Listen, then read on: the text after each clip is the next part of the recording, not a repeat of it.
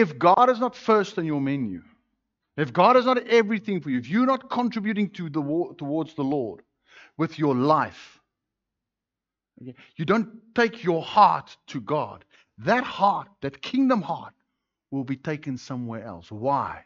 Because nature abhors a void. Something will fill your heart. I've seen people where they just go off and exercise becomes their God. They love the Lord, but they've not guarded their heart.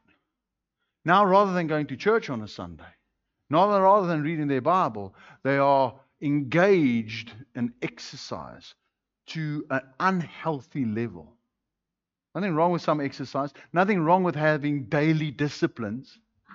Coming home, say, I'm going to walk around the block, or 3 times a week I'm going to the gym or CrossFit, or I'm going to cycle. Nothing wrong with that. It's when that becomes obsessive because it's taken my heart.